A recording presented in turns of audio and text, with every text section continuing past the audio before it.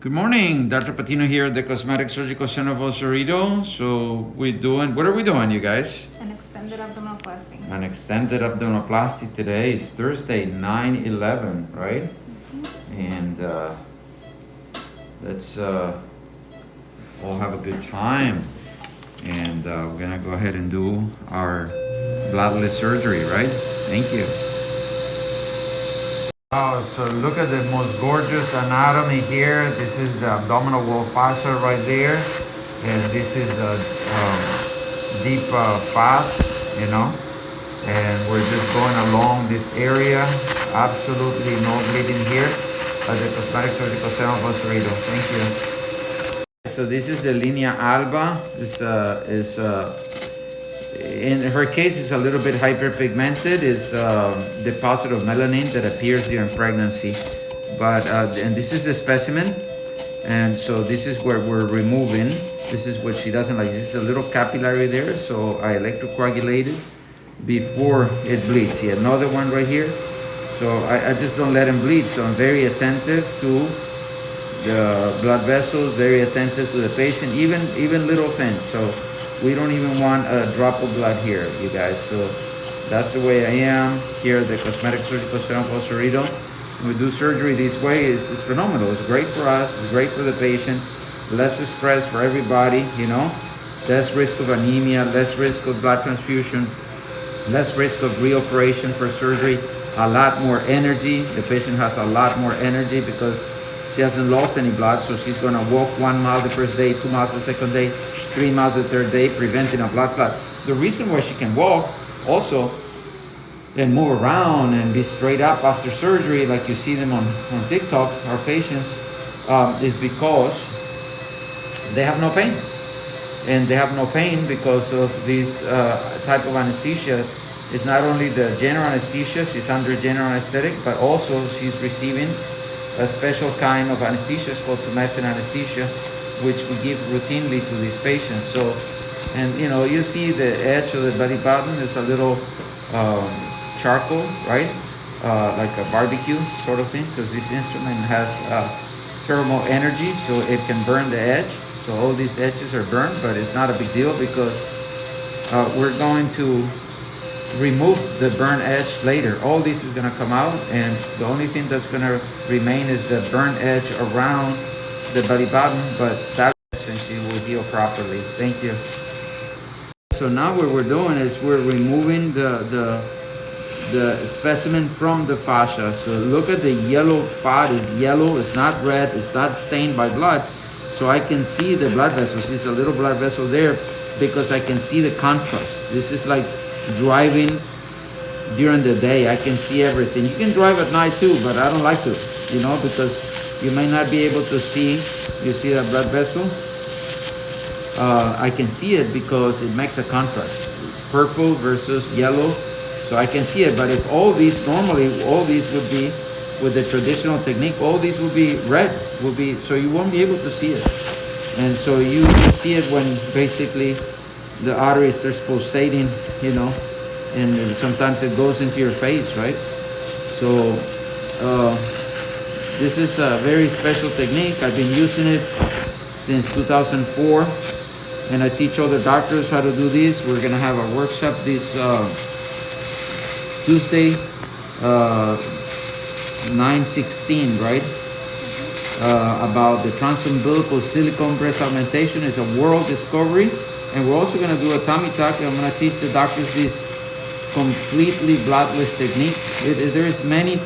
This is just the obvious. I don't know how else to put it, but isn't it obvious that it's better to do this without bleeding, you guys?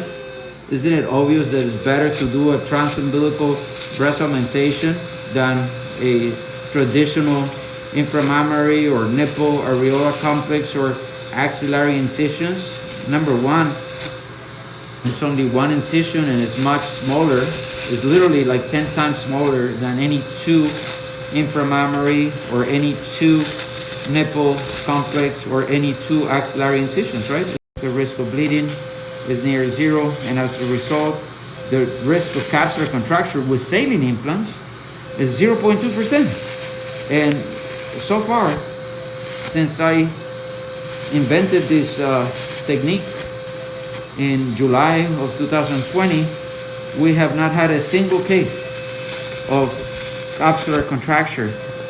That means your implants becoming hard, and haven't had a single case yet, so it's incredible.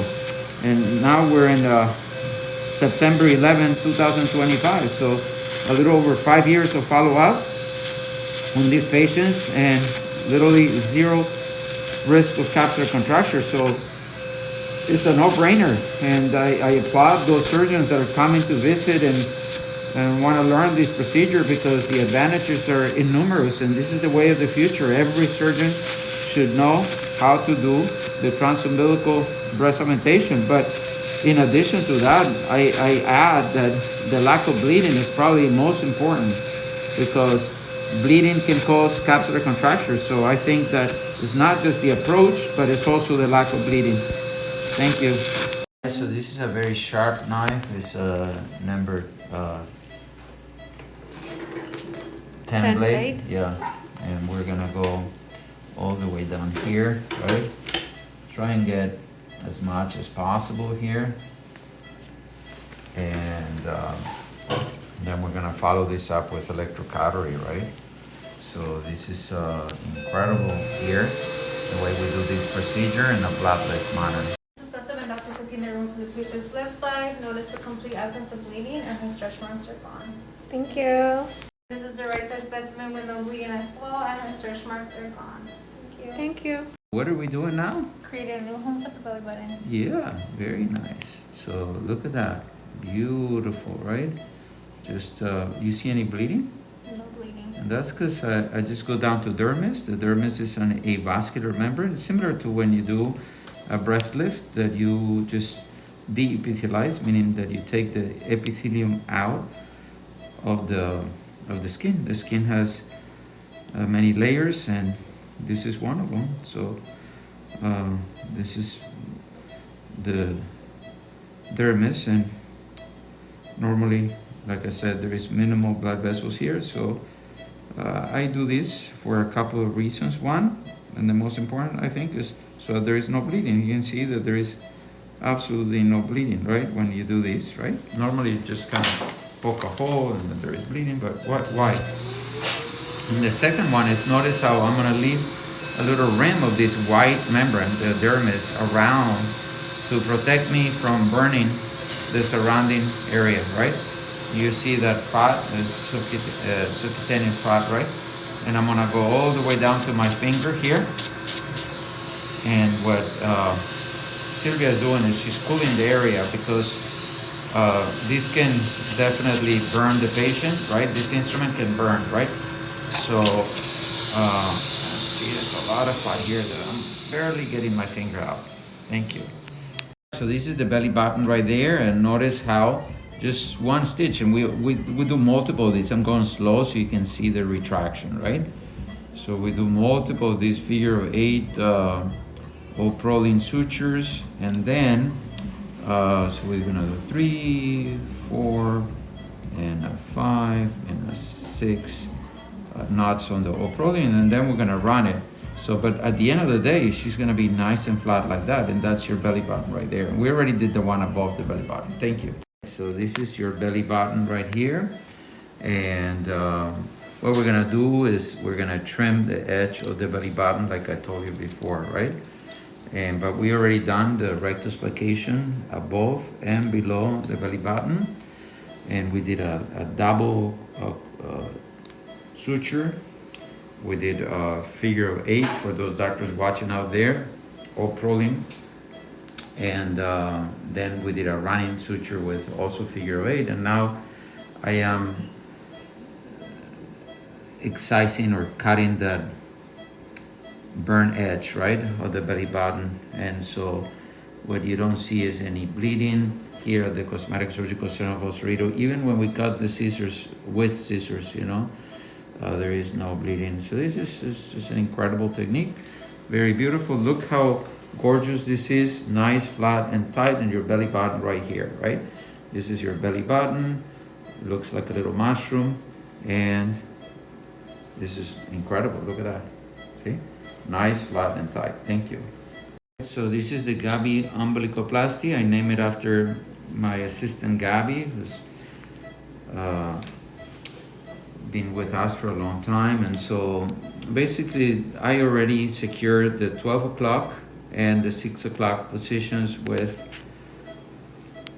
2 vicro, and we're gonna do the same again, but this time we're just gonna go without a knot. So the first one you just secured with a knot. This second one is the same stitch basically, but the same suture also, and the belly button has already been trimmed, right? So now we go also at the 12 o'clock, we go down to dermis here, and in order to distinguish these two, we put different clamps, okay? So different clamps at 6 and different clamps at 12, right? And now we use different suture. So this one is going to be at the 3 o'clock position, and is going to be a 2-0 monocryl suture. And at the 9 o'clock position, going through dermis here, also a 2-0 monocryl suture. And so now we're gonna parachute these sutures out. And so what we do, we take the 12 o'clock position first, right? And then we follow in order. We go to the 9 o'clock position, okay? And we keep those sutures tense so that they don't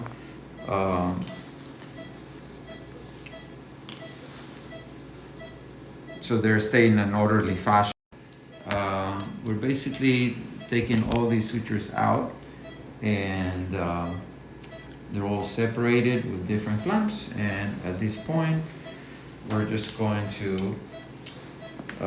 take the 12 o'clock, and we're gonna ask our anesthesia provider, Louis, to sit the patient up.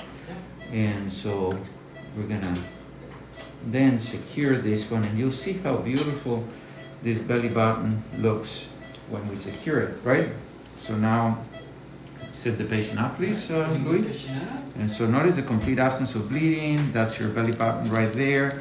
So this is the 2-0 vicro that we did, and I'm gonna go slowly so you guys can see how this is going to give a nice umbilical hood, okay? You can go, and so there we go. So that's already giving you a nice depression on the belly button, and then we're gonna go ahead and do the 6 o'clock position now. So I cut these ones myself just to make sure, you know. And now we're gonna go ahead and do the 6 o'clock position here, okay? So you got a nice umbilical hood already, and then we're gonna go ahead and do the same thing on this side. So I go down to dermis here, and we're going to go ahead and secure these. So there is no knot on this one, so we're gonna put 1 and 2 and a 3 knot, okay? And that's already giving you a nice, yeah, you can cut it. Nice look, nice shape for the belly button.